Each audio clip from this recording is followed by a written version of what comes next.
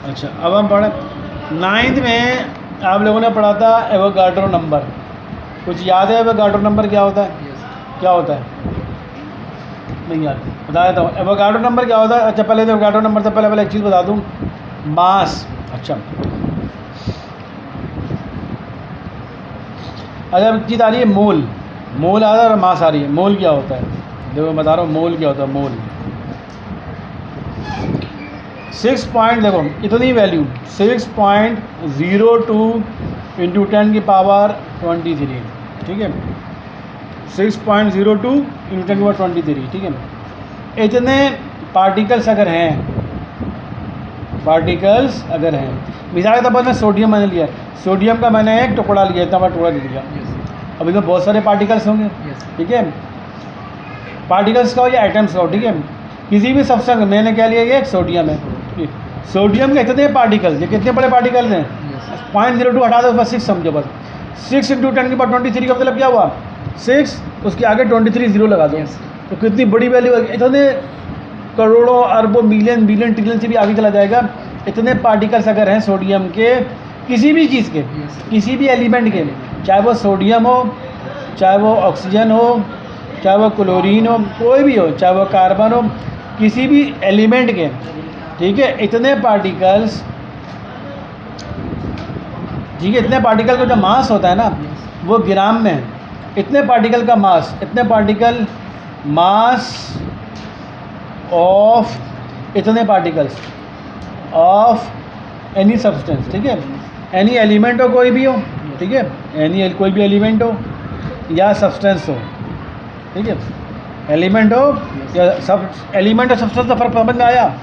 Element क्या होता है? सोडियम एक एलिमेंट है, ऑक्सीजन एक एलिमेंट है, कार्बन एक एलिमेंट है, और सब्सटेंस क्या होगा? H2O एक सब्सटेंस है, NaCl एक सब्सटेंस है।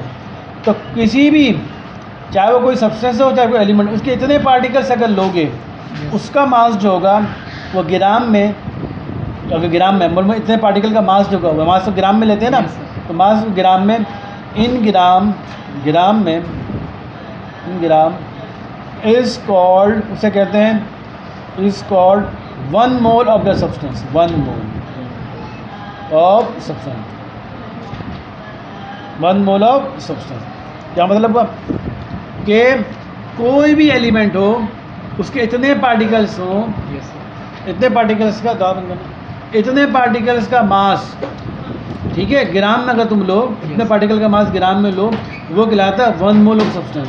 उस सब्सटेंस का 1 मोल कहलाता है। फिजिक्स में हम ग्राम से इस्तेमाल करते हैं ना, केमिस्ट्री में हम जब किसी की चीज़ की क्वांटिटी लेते हैं तो मोल्स में लेते हैं। फिजिक्स में क्या, केमिस्ट्री में जब लेते हैं तो हम मोल में। यूँ कहो, मैं कहूँ, अब देखो मिसाल के तौर पर कार्बन की बात कर रहा हूँ अभी मैं, ठीक है, कार्बन की बात कर रहा हूँ, कार्बन, ठीक है। कार्बन का एटॉमिक मास कितना होता है? 12 होता है, ठीक है। एटॉमिक मास कितना है? 12 है। एटॉमिक मास 12, ठीक है, ठीक है। एटॉमिक मास 12 ग्राम हो गया, ठीक है। तो मैं यूँ कहूँ कि, अच्छा दूसरी बात ये है कि अब कार्बन के इतने पार्टिकल अगर मैं ले लूँ, 6.02 इंटू 10 की पावर 23 पार्टिकल्स अगर मैं ले लूँ कार्बन के, ठीक है, कार्बन के इतने पार्टिकल्स ले लिया, इतने पार्टिकल्स का मास क्या होगा ग्राम में? इन ग्राम में कहलाएगा 1 मोल, ठीक है। तो कार्बन के इतने पार्टिकल्स, यानी इतने पार्टिकल्स का मास ग्राम में कहलाएगा 1 मोल। तो किसी भी चीज़ का एटॉमिक मास जो होता है, तो कार्बन का एटॉमिक मास कितना होता है? 12। तो आपका हो गया कार्बन का, यानी इतने पार्टिकल का मास कितना हो गया? 12 ग्राम, ठीक है। यानी 12 ग्राम मास है इतने पार्टिकल्स का, वो बराबर है 1 मोल। 12 ग्राम मास है, ग्राम में आपने लिए तो मास ले लिया ना, कार्बन का एटॉमिक मास कितना है? 12 ग्राम। इसका मतलब 12 ग्राम जो है, जो कार्बन का एटॉमिक मास है, उसमें पार्टिकल कितने होंगे? इतने होंगे, ठीक है, इतने होंगे। और वो किसके बराबर होगा? 1 मोल, जो कहलाएगा 1 मोल। तो कार्बन को इसी किसी भी चीज़ से ले लो, ठीक है। अब मैं कहूँ कार्बन डाइऑक्साइड, इसका मास निकाल कैसे निकालोगे? अभी मैंने बताया कार्बन में कितना होता है? 12 प्लस ऑक्सीजन में कितना होता है?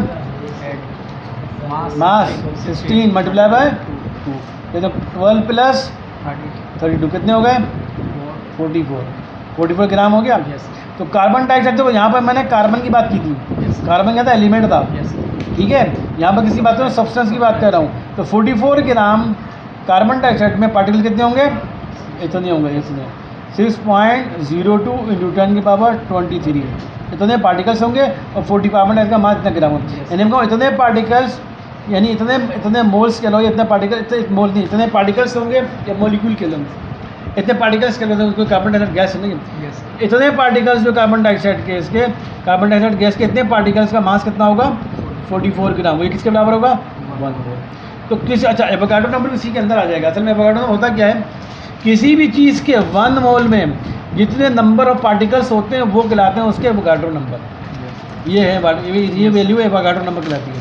किसी भी चीज़ के 1 मोल में जितने पार्टिकल्स होते हैं, 1 मोल में इतने पार्टिकल होते हैं, हर चीज़ के, हर एलिमेंट के, हर सब्सटेंस के 1 मोल में पार्टिकल की तादाद इतनी फिक्स होती है।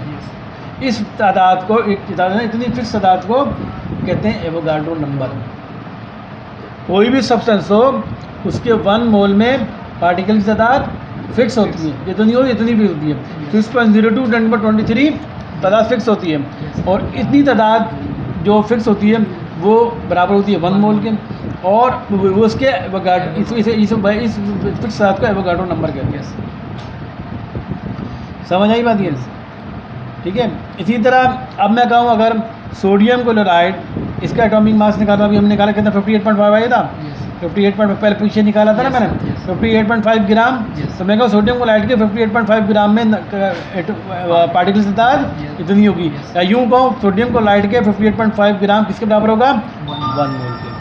किसी भी चीज़ के, कोई भी सब्सटेंस हो, कोई भी एलिमेंट हो, उसके 1 मोल में पार्टिकल्स की तादाद इतनी फिक्स होती है।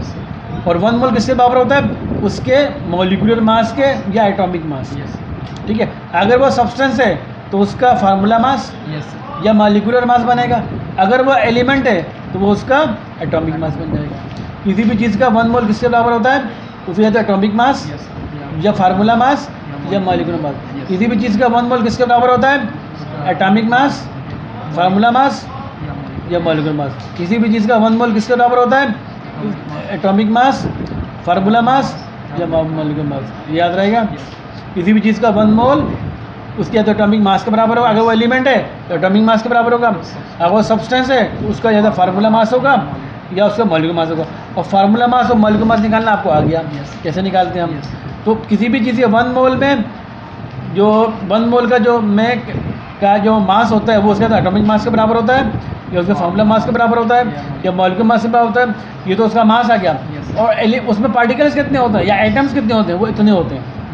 पार्टिकल्स या एटम इतने होते हैं। किसी भी चीज़ के 1 मोल में इतने पार्टिकल्स या इतने एटम होते हैं, चाहे वो एलिमेंट जो सब्सटेंस हो या वो एलिमेंट हो। 1 मोल में इतने एलिमेंट हो, इतने पार्टिकल्स होते हैं, इतने एटम्स होते हैं, ठीक है।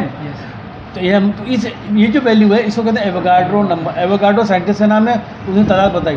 किसी भी चीज़ के 1 मोल में इतने एटम्स होंगे या इतने पार्टिकल्स होंगे, ठीक है, चाहे वो चीज़ सब्सटेंस हो चाहे वो चीज़ एलिमेंट हो, ठीक है।